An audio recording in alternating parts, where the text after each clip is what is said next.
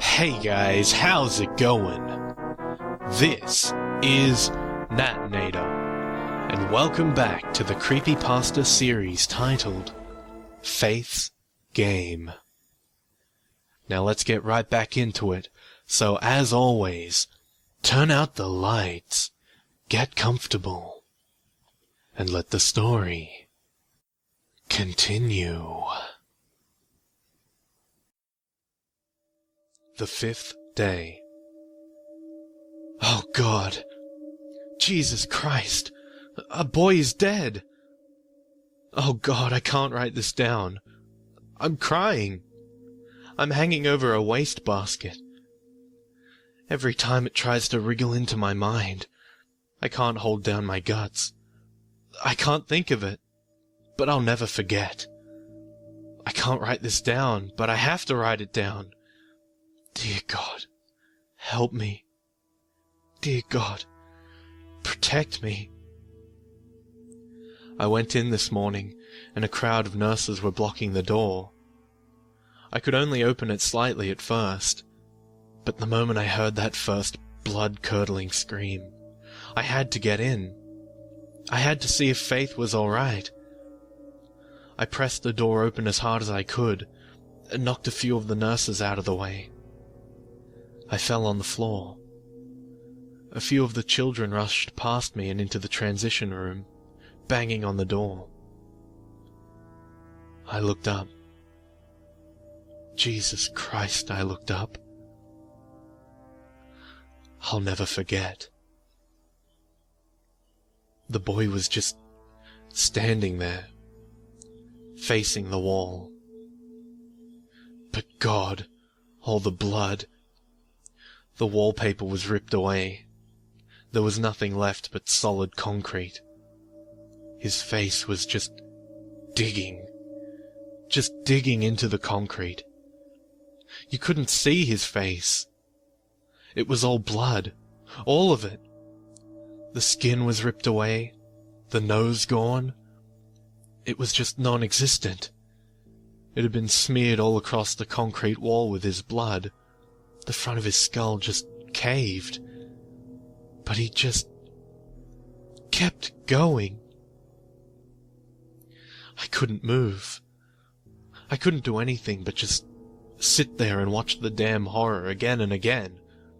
Right when you expect the boy to collapse, to just be done for, to just die already. He pulls back and slams his face into the wall, again and again. He wasn't doing this. He couldn't have been doing this. He was a lifeless carcass. There's no way in hell he could have been doing this. He was dead. And that's when I looked beside him. Why did I look? What possessed me to look in that direction? Of everything that was going on right in front of me, why did I look away? It doesn't matter. The moment my eyes moved in that direction, I saw him. If only for a split second. It was like something in my screwed-up nightmares from the days I was a prominent gamer. I swear to God, whomever is reading this, believe me, I saw marks. I wrote this while I was in my car, while the memory was still fresh and burned into my mind like a brand. It was the last of my notes. It had all escalated so quickly. I was already set, packed up and on my way out. No way in hell I was going to hang back. Not after that. The description isn't as thorough as I want it to be. That's why I'm writing this down to fill any blanks. With every fiber in my body screaming to let it rest. I can't let it rest. I need to let the world know. But to be honest, I'm not sure what I saw. My eyes screamed that it was Marks, the jester from her god-forsaken game. But I don't know what it is. Whatever it is, the bastard is using Marks as a veil. It's using an image we know. But what it did to that image, it's just sick. I only saw him for a split second, his smile curling into a toothy sneer. He'd been waiting for me. He wanted me to see this. His soulless black eyes bore into my own. He wanted to watch every moment of my terror. This wasn't Mark's. This was a monster. Claws extended from his signature brown leather shoes, like a hawk. These claws protruding from his left shoe wrapped around the boy's head, digging into his skin each time his skull was pulled back, before ploughing once more into the concrete wall like a grater. I watched in utter horror, as in some kind of sick finale, he raised the tip of his wing, placing it on the boy's throat. Where there were once the images of hearts tipping his wings, there were spires sharp as a knife. I watched it slice through the boy's neck. I remember every single detail. I can't remember if I screamed afterward. The next moment, I was rushing down the corridor like a madman. I can't remember if the medium's sister said anything. I can't remember if any of the children ran out after me. I just had to get out. I didn't even think about Faith. I was blinded. The only second my eyes were open was when I reached the front door. There. That woman. It was that woman from the first day, who escorted me halfway down the hall. She grasped in each hand a suitcase, and had pulled on a coat like she was prepared to leave that place forever. Seeing her like that, at a time like this, it was pure hatred. I grabbed her scuff before she slid out the door, and pulled her to the side with the demand, "What the hell is going on?" "Please, let me go," she pleaded. But I didn't let her go. I screamed in her face, like nothing I've done before. I can't remember what I said. I held her there as she cried like an infant, until she gave me all I wanted. She had a friend. Before she got that game thing, she had a friend. My rage grew by the second. What's that supposed to mean? Tell me! I don't know. Tears were actually streaming down this woman's face. She always talk about friend.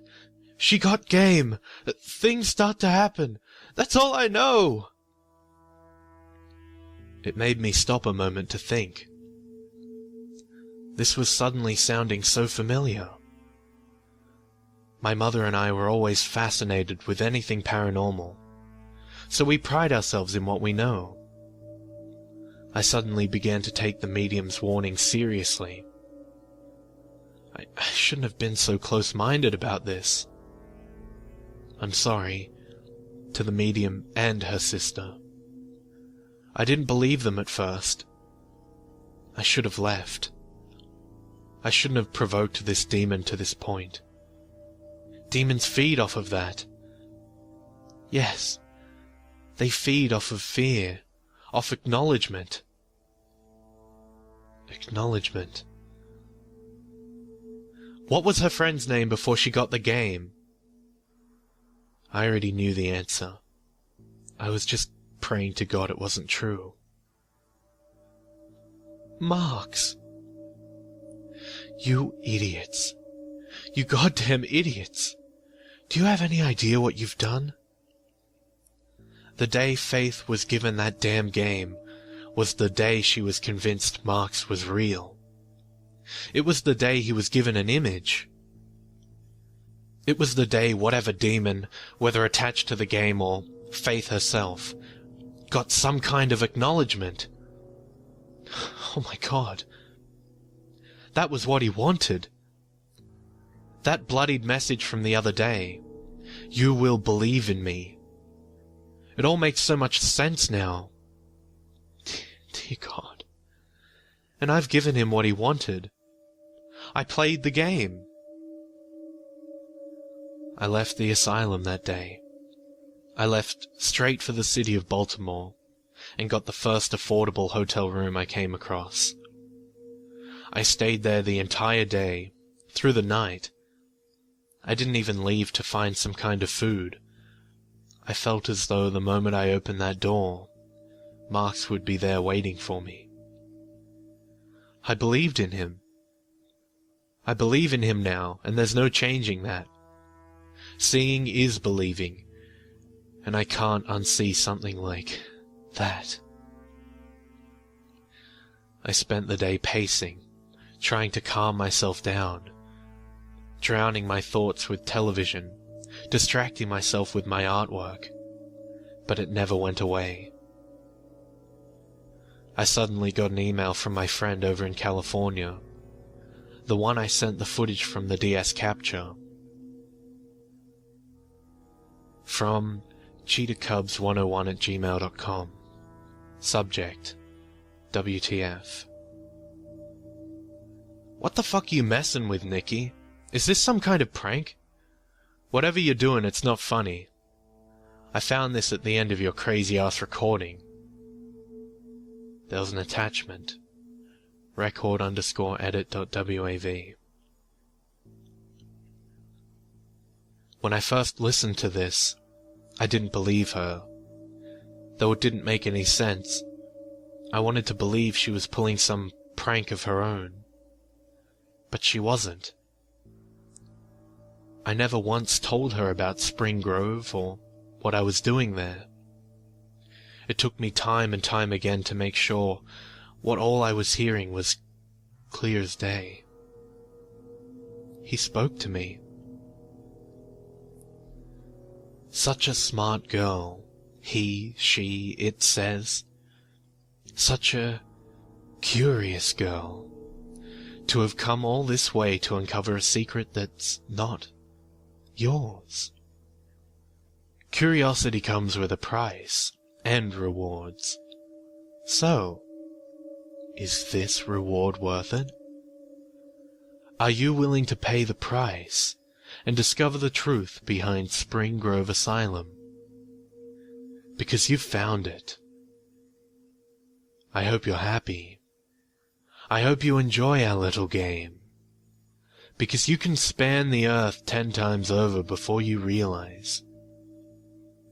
Once you play the game, there's no escaping when the game decides to play with you. How the hell something like that came from the original recording, I had no idea. My friend was the sound expert, not me, but I swear it. Comparing the before and after, there are a couple sounds I know weren't there before. Nonetheless, the recording didn't terrify me like I expected it to. If anything, it made me angry. That thing was back at the asylum right now. That murderous demon was still there. And so was Faith. But what could I do?